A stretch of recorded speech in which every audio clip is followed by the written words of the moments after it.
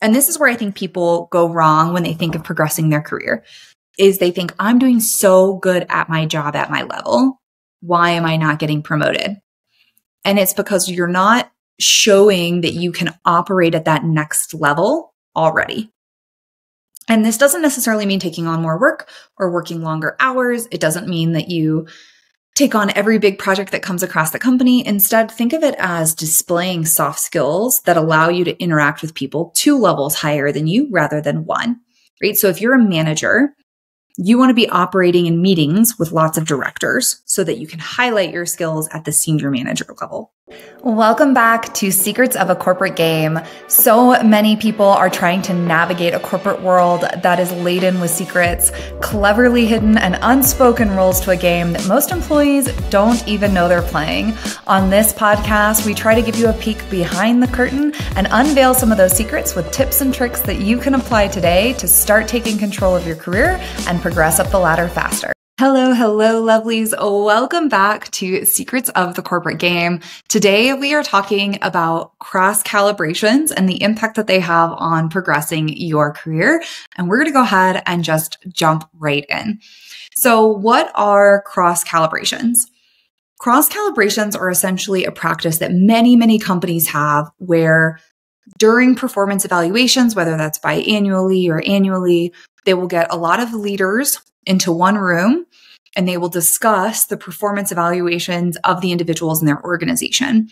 So what this means is, say we have boss A and he gives everyone in his team 5s. He thinks they're all great and they're amazing and they should all get 5 out of 5s. And we have boss B who gives her whole team 1s. She's really hard on them. Nobody's meeting her expectations. The purpose of cross calibrations is that it would bring both bosses and their team scores together in one place where they could evaluate them. So ideally, in that circumstance, most of them would end up being probably roughly 3s, right? Kind of fall somewhere in between. So the purpose of cross calibrations is that it, 1, is intended to prevent any managers from going too rogue with the way that they score their team. And 2, it allows managers to, for lack of a better term, kind of compare individuals across the organization. So ideally, companies will tell you they don't do this. They don't want to compare. It's not you versus the other people. It's you versus yourself. And to an extent, that is true. But in a cross-calibration room where you have a lot of senior leaders who are discussing you and your performance, it's important that the scope of what you're delivering, your soft skills, are up to par or better than your peers. In the end, it's really just kind of the way it works. So in a cross calibration, I have seen these go in a positive and a negative direction. So I've seen people come in, their manager rated them a 5, they've delivered all this great work, and somebody says, hey, no, their soft skills are not where I want them to be, or they had these issues with my team, and they get bumped down. Conversely, I've also seen that people will go in, hey, my manager rated me a 3, and people start talking about it, and they're like, no, he's awesome. He totally deserves to be a 4 at a minimum, maybe a 5. And so the purpose of cross calibrations is it allows people outside of your manager to weigh in on your performance. Now, this is important for a few reasons for those of us who are trying to progress our careers. 1, it means that in the end, your boss does not have holistic control of your career.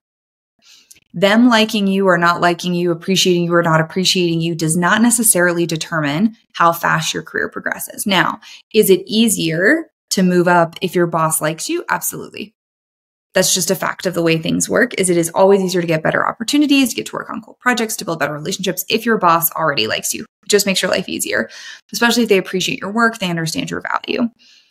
But it does mean that if you're in a situation where maybe you have a really bad relationship with your boss, you do not get along, if you focus on building your network and your relationships with their peers, with their boss, with their boss's peers, then in those cross-calibration meetings, you may have 15 people saying how great you are, that they're advocating for you and they want you to get a 5 or want you to get promoted against your boss's solo opinion.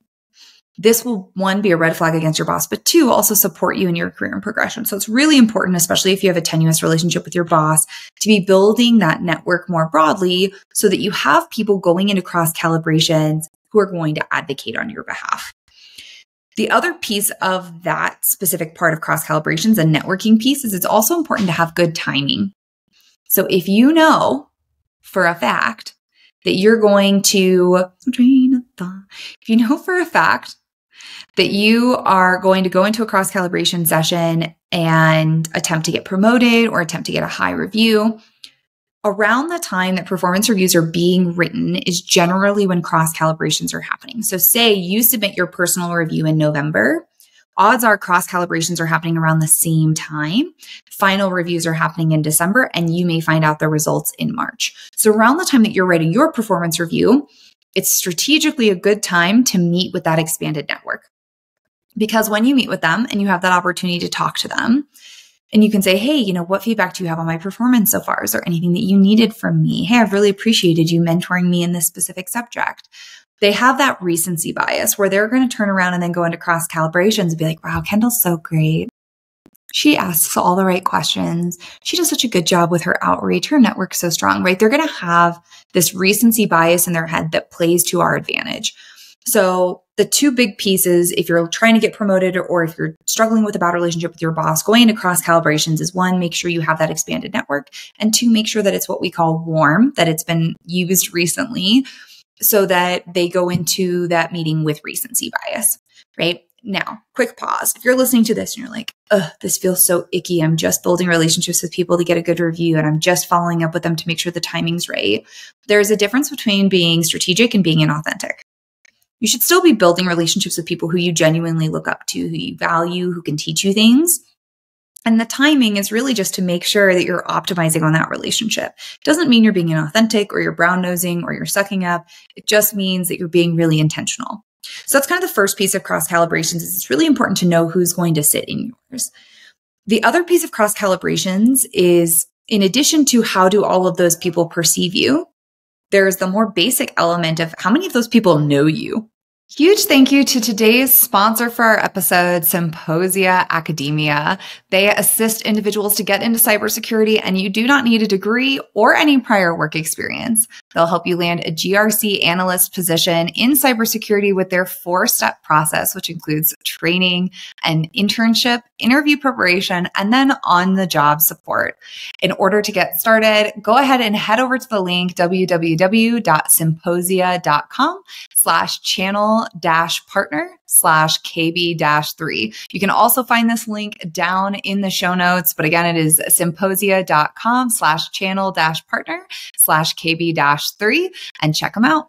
So I've worked for companies where they will do a legitimate heat map going into those calls of, hey, let's talk about Kendal. Of these 10 leaders, make it green if you know her, yellow if you kind of know her, red if you've never talked to her before. And they will heat map to see who's getting the most exposure to senior leadership, who's building the strongest relationships.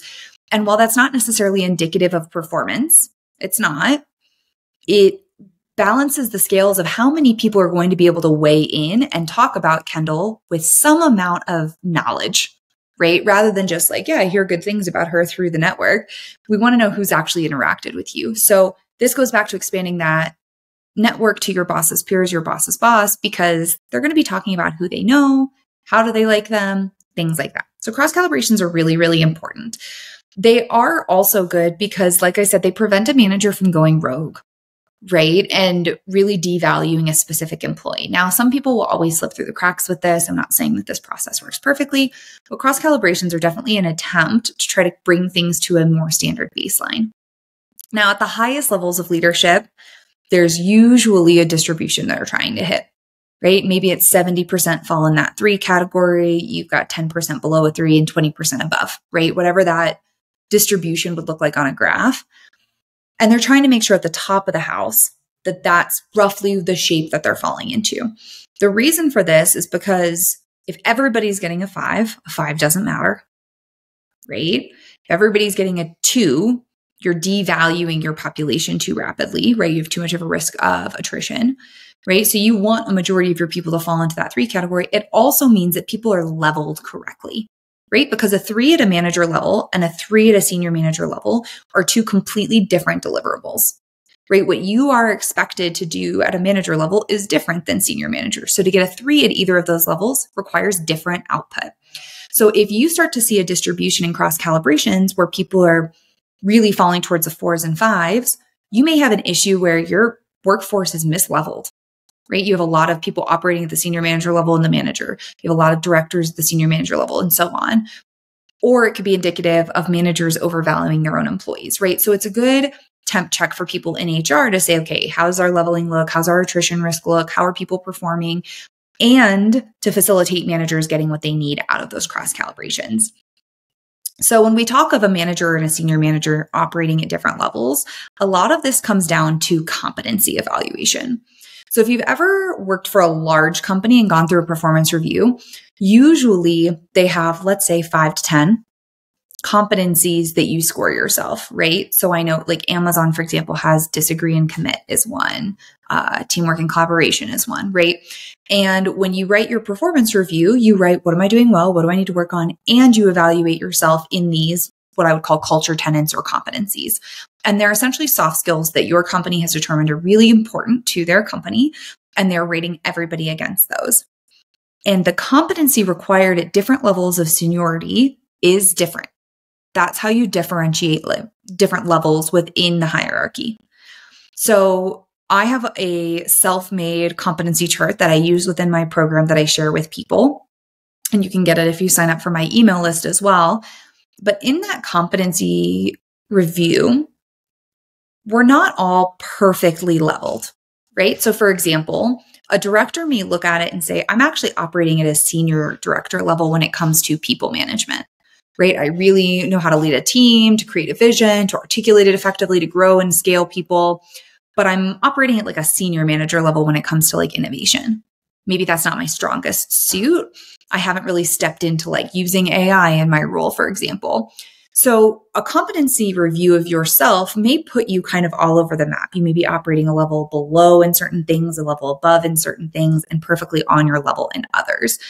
And if that's your distribution, you're probably leveled about correctly. Because for everybody to be operating on every single competency at the next level, then you're under-leveled, right? And you need to make that jump.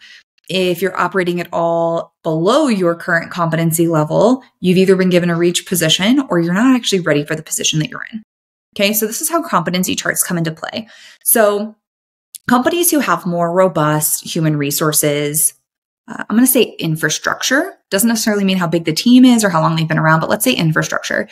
They usually will publish what we call job architecture. What are all the levels and all the titles?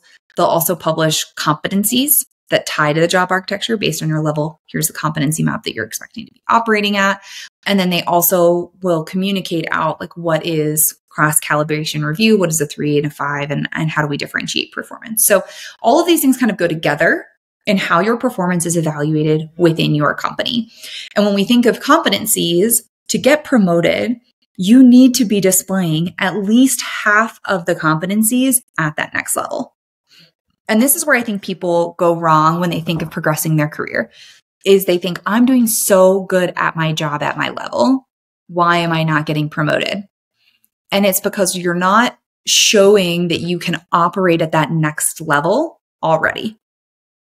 And this doesn't necessarily mean taking on more work or working longer hours. It doesn't mean that you take on every big project that comes across the company. Instead, think of it as displaying soft skills that allow you to interact with people 2 levels higher than you rather than 1, right? So if you're a manager, you want to be operating in meetings with lots of directors so that you can highlight your skills at the senior manager level. It's like one example. Now, when you're more junior, so say you're not managing people yet, a lot of your progression is tied to your tactical performance, right? Are you an analyst who delivers great analysis? Are you a marketing person who creates great campaigns, right? But once you start to manage people, it becomes much more about the soft skills. And I had a leader say this to me once, and I absolutely agree with it. Said at some point in your seniority, it becomes less about technical ability and more about chemistry. I'm just going to have you sit with that for a second, because this is true. And this is what I talk about so often on this podcast and on my social media content is it is great to be great at your job. It is important to be good at your job. It is increasingly more important to build good relationships that allow you to scale your career and to showcase your chemistry with other people. Because at the most senior levels, you're not doing work. It's going to sound bad, right? But what you're doing is facilitating work. You're having meetings and making decisions and driving direction. And this doesn't mean that you never put a slide deck together or run an analysis yourself or support a marketing campaign. All of those things still happen at the senior levels. But when you think of a percentage of your time at director and above, core work should be about 20%. The other 80% is sitting in meetings, advising, coming up with a strategy, driving a strategy, innovating. And those all come down to soft skills. Plus, politics gets a lot worse the more senior you get in your company. It just does. There's a lot more scope grabbing and you have a lot more exposure, right? The politics are happening when you're at the associate level, manager level, but you don't necessarily see them because you're not in the meetings where these things are taking place.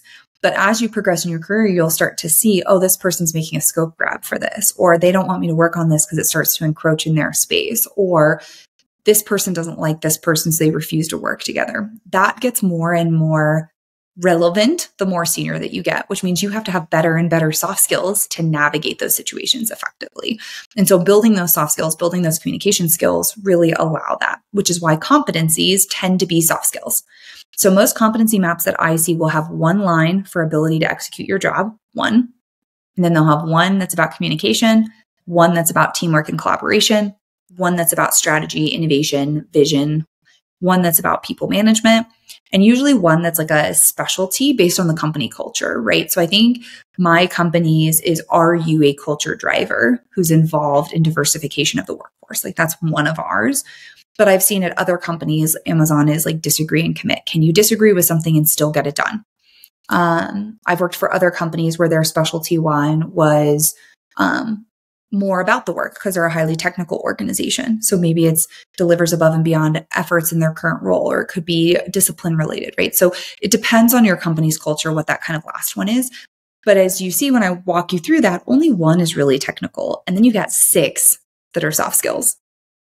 And so it's important to understand what are the competencies at your level. That's going to determine how they perceive your performance. Who do you know in that cross calibration room who's going to advocate for you, who's going to stand by you, who's going to support you? That's going to determine where you ultimately fall in your performance review. And then the last piece is something that companies hate to talk about. We're going to talk about it though, because this is what I do on this channel, is potential. So if you've never seen a 9-box chart, I highly recommend looking it up. But a 9-box essentially along the x-axis is your performance. How good do you deliver your job? And the y-axis is what is your potential? Now, potential can be incredibly subjective, which is why it's not talked about much. When we talk of potential, what most people equate it to is like, do they like me? Now, that's not true. It's not true at all, in fact. But your potential is basically based on your soft skills, how senior do we perceive you becoming in the future? So I'll give an example. If you are an associate and your job is to run analysis, I always use this example. Obviously, I started in analysis. It's what's most comfy to me. You started in analysis and your analysis is great. There's never any mistakes. Your attention to detail is fantastic. It's really, really good. You're probably really high on your performance. But say when you're brought into a meeting to talk about your analysis, you aren't confident, you stumble over your words, you don't know how to explain things, you get frustrated easily. You're probably low on the potential scale because they can't see in your current performance you continuing to progress much higher. Maybe you get senior associate based on your technical skills, maybe you make it to manager, but you're not going to get much higher than that unless you can clean up all these soft skills. So that would put you high performance, low potential. On the other end of the spectrum, say you're somebody who you do mediocre work, right? There's mistakes. It's not that great. It's not bad. You're adding value, but maybe you're not a superstar with what you deliver. But in a meeting, you communicate really effectively. You ask really well-educated questions. You push your teammates to be better. You give credit to people where they deserve to have credit. You're very collaborative. Team members love working with you. Leadership appreciates your perspective. You may be very, very high potential, even though you're relatively low performance. Being high potential, low performance doesn't necessarily mean you get promoted. Sometimes it does.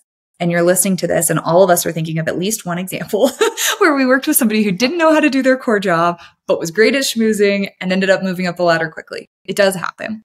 But generally, if you're somebody who's low performance, high potential, your manager is going to say, listen, you're great. I want you to be successful. I can see you being successful. But in order to do that, you need to fix these issues. You need to start delivering more effectively in your work.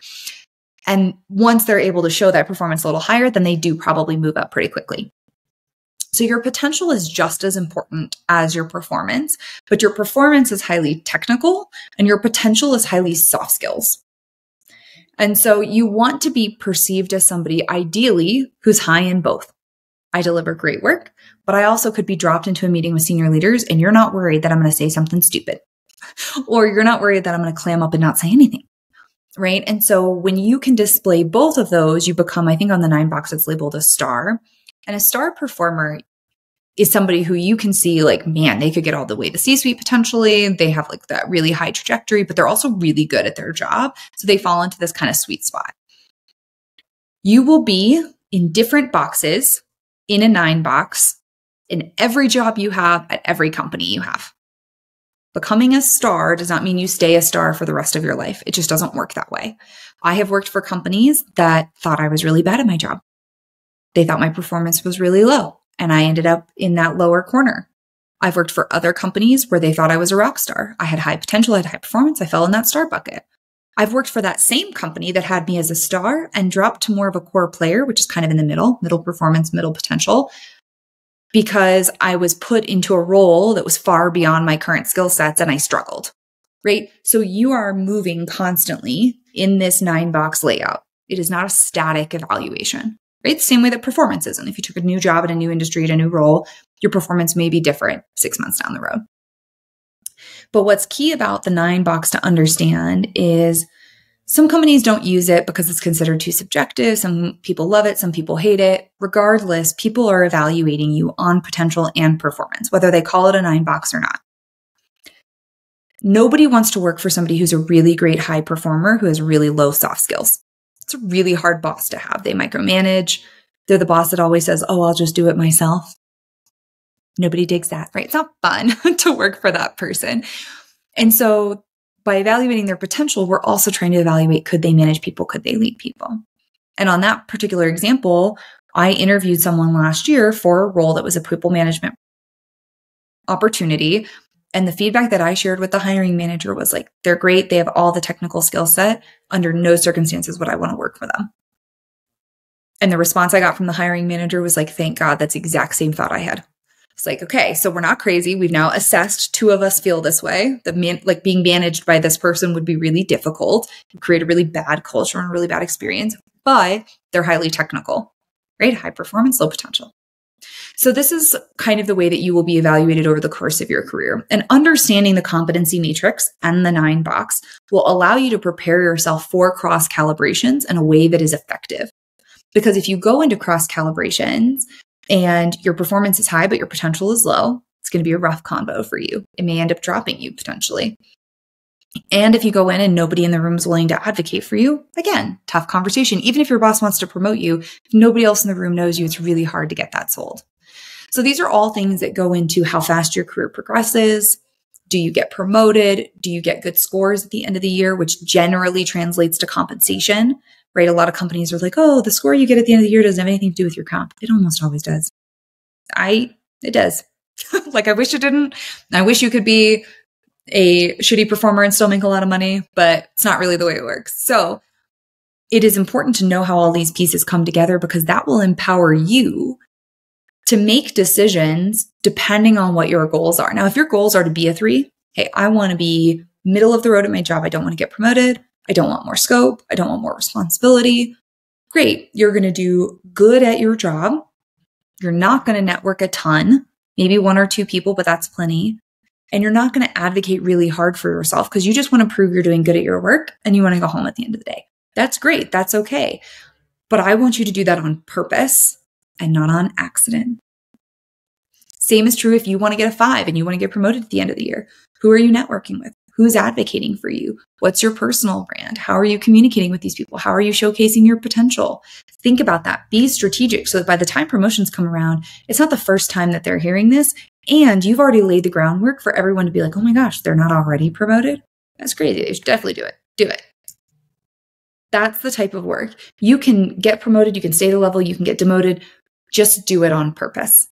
and do it with the knowledge of how these things are working when you're not in the room. So hopefully you found this conversation really helpful. Hopefully this taught you a lot about how performance reviews are happening behind the scenes, what you can do to get ahead of it. But as always, if you liked today's episode, if you found it helpful, please rate it 5 stars. Feel free to leave your comments and your questions below. We'll try to get back to you. And otherwise, I will be back next week with more great information for you guys.